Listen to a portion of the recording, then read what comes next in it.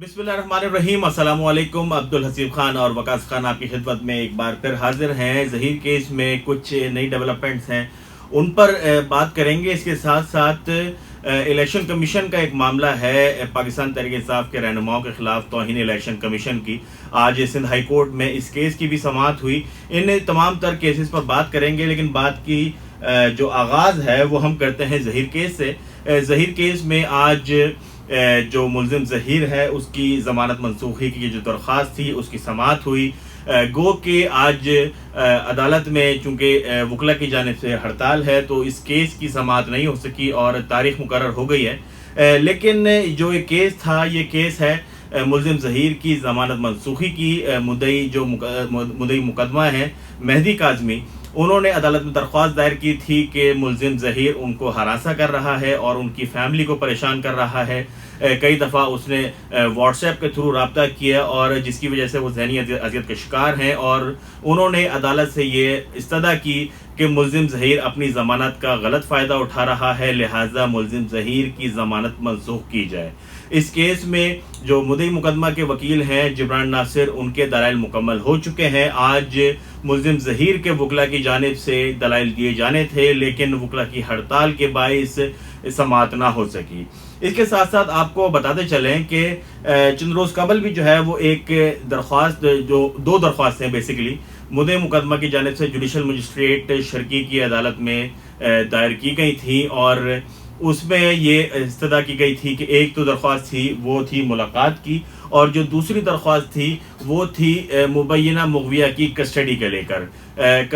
लेकर। और इस दोनों दरख्वास्तों पर जो है वो एक दरख्वास्त पर, यानी जो मुलाकात की दरख्वास्त थी, उस पर अदालत ने फ़ैसला महफूज कर लिया है और वो 31 अक्टूबर तक वो फ़ैसला सुनाया जाएगा। इसकी तफसील आप बाद में बताइएगा, पहले हम ये बता देते हैं कि हड़ताल है क्यों। हाँ बिल्कुल, आज जो है वो सिंध हाई कोर्ट और सिटी कोर्ट समेत तमाम ही अदालतों में जो है वकला की जानिब से हड़ताल की गई। पाकिस्तान बार काउंसिल की जानिब से हड़ताल की कॉल दी गई थी। पाकिस्तान बार काउंसिल हड़ताल आखिर दी क्यों, पहले तो ये बता दें। और सुप्रीम जुडिशल काउंसिल का इजलास भी है, उस इजलास के अंदर क्या चीज़ होनी है, क्या मुद्दा है, वकला क्यों हड़ताल कर रहे हैं। देखें हसीब, ये एक बहुत ही पुराना मामला है। जब जस्टिस मुनीब अख्तर और जस्टिस मोहम्मद अली मजहर को सुप्रीम कोर्ट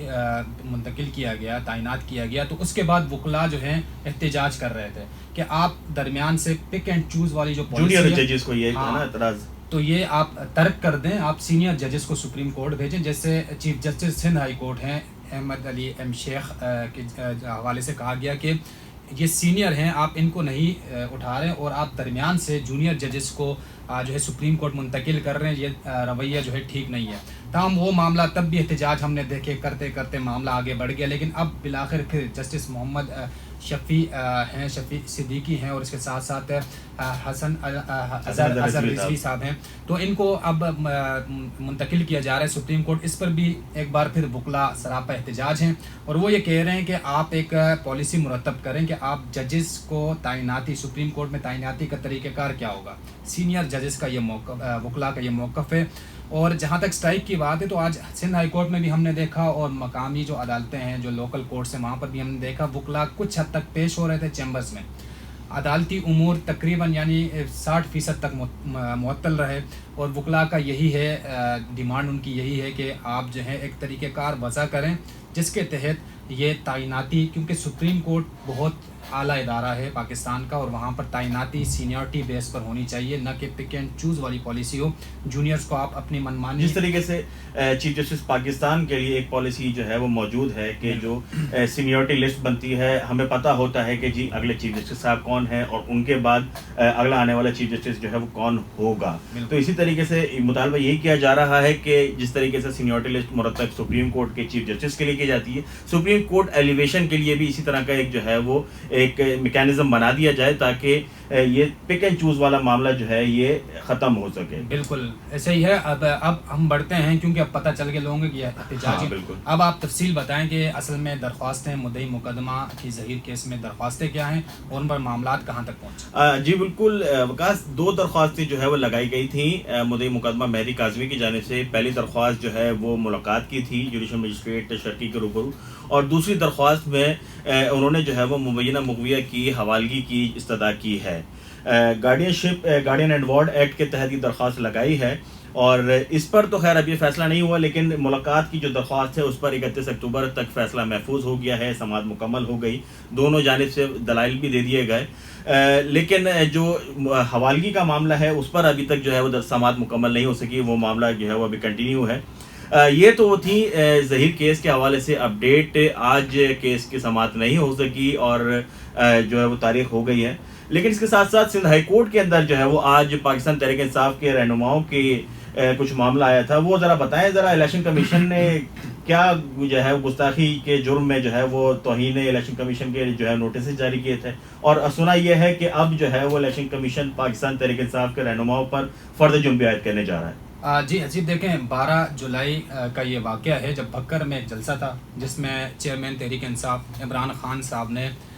توہین کی چیف الیکشن کمشنر جو ہیں ان کے خلاف کچھ زبان استعمال کی، اس پر الیکشن کمیشن نے نوٹس لیا، عمران خان سمیت جو ان کے سینئر رہنما ہیں ان کے خلاف کارروائی شروع کی اور نوٹسز بھیج دیے توہین الیکشن کمیشن کے، جس کے بعد اسد عمر صاحب اور دیگر رہنما جو ہیں انہوں نے جہاں جہاں موجود تھے وہاں عدالتوں سے رجوع کیا۔ اسد عمر صاحب نے سندھ ہائی کورٹ سے رجوع کیا، تو آج اس کی دوسری سماعت تھی۔ اسد عمر صاحب تو پیش نہیں ہوئے شاید اسلام آباد میں، لیکن ان کے وکیل انور منصور خان صاحب پیش ہوئے اور انہوں نے دلائل دیے، عدالت کو بتایا کہ توہین الیکشن کمیشن جو معاملہ ہے اس میں اسد عمر صاحب نے الیکشن کمیشن کے سامنے جواب اپنا جمع کرا دیا، وہاں پر پیش ہو گئے، اور اب جو معاملہ آگے بڑھ رہا ہے اس حوالے سے یہ دیکھا جا رہا ہے کہ الیکشن کمیشن جو ہے تحریک انصاف کے رہنماؤں پر فرد جرم عائد کرنے جا رہی ہے اس معاملے پر، جس پر انور منصور خان صاحب نے کہا کہ یہ عدالت نہیں ہے، یہ ایک کمیشن ہے، الیکشن کمیشن، فرد جرم عائد کرنا اس کا دائرہ اختیار نہیں ہے۔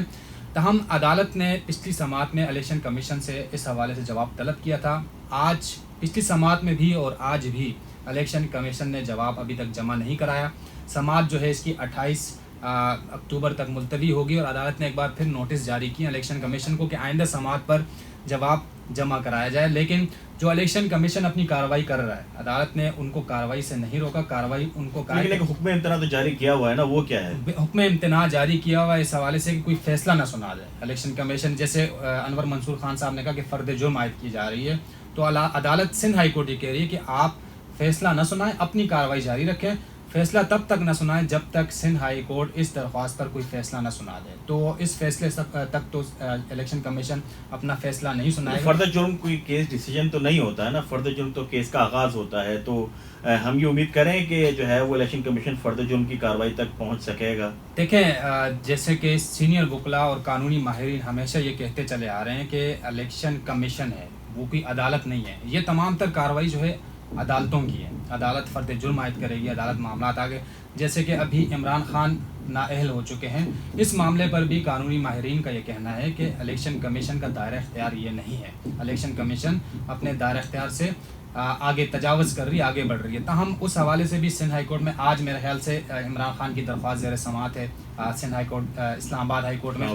تو الیکشن کمیشن کا ایک محدود سرکل ہے، وہ کوئی عدالت نہیں ہے، اور یہاں پر بھی انور منصور خان ظاہر ہے ایک سینئر وکیل ہیں اور ایک قابل وکیل، وہ بار بار اس نقطے پر توجہ عدالت۔ لیکن ایک چیز ہم نے یہ بھی تو دیکھی ہے نا، وکاس کے آپ کو یاد ہوگا پرویز مشرف صاحب جب حکومت میں تھے اس ٹائم پر ایک قانون لایا گیا تھا کہ جی آپ کے اراکین پارلیمنٹ جو ہے ان کے لیے گریجویشن کی شرط لازمی تھی، تو اس کے بعد جعلی ڈگری کیسز میں بھی تو کئی جو ہے وہ سیاستدان نااہل ہو چکے ہیں، تو نااہلی تو الیکشن کمیشن کی جو ہے وہ ڈومین میں آتا ہے نا۔ دیکھیں بالکل آتا ہے، نااہلی آتا ہے، لیکن نااہلی کے بھی آپ دیکھیں وہ ایک الیکشن کمیشن کو اختیار دیا گیا کہ ہم نے ایک قانون بنا دیا، اس قانون کے تحت یعنی آپ کے پاس کم از کم گریجویشن کی ڈگری، اب وہ بھی آپ دیکھیں کہ بہت سے امیدوار اس وقت جن کے پاس ڈگری نہیں تھی وہ جیت چکے تھے، آگے اسمبلی میں بیٹھ چکے تھے، تو وہ تو الیکشن کمیشن کی نااہلی ہوئی کہ بغیر تصدیق کے ان کو الیکشن لڑنے کیسے دیا گیا، ٹھیک ہے۔ اب جب وہ آ گئے تو بعد میں پتہ چلا کہ یہ تو جعلی ڈگریز ہیں، تو اس پر جب الیکشن کمیشن نے، کیونکہ ان کے ڈومین میں وہ چیز آتی تھی، وہ الیکشن کمیشن کے لیے قانون بنا تھا کہ آپ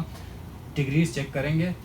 کیونکہ جو اسکروٹنی کا مرحلہ ہوتا ہے، جو ڈاکومنٹس آتے ہیں وہ الیکشن کمیشن خود جانچ پڑتال اس کے کرتے ہیں، اس کے بعد الیکشن کمیشن منظور کرتی ہے، تو بعد میں جا کر اگر الیکشن کمیشن سے کوئی چیز باہر نکل گئی تو معاملہ عدالت پہنچتا ہے۔ ہم نے کراچی میں بھی یہ چیز دیکھی تھی کہ الیکشن کمیشن میں ایک چیز نہیں سنی گئی تو پھر ہائی کورٹ آتی تھی، وہاں پر ہائی کورٹ یہ فیصلہ کرتی تھی کہ یہ الیکشن کمیشن کے ڈومین میں آ رہا ہے یا نہیں، اگر آتا تھا تو اس درخواست کو خارج کر دیا جاتا تھا، اگر نہیں تو پھر عدالت اس پر مزید کارروائی کرتی تھی. تو آج یہ ایک بار پھر اسلام آباد ہائی کورٹ یہ تعین کرے گی کہ یہ الیکشن کمیشن کے ڈومین میں یہ چیز آتی ہے یا نہیں، تو اس پر فیصلہ ہوگا. اور یہ اسد عمر والا معاملہ موسٹ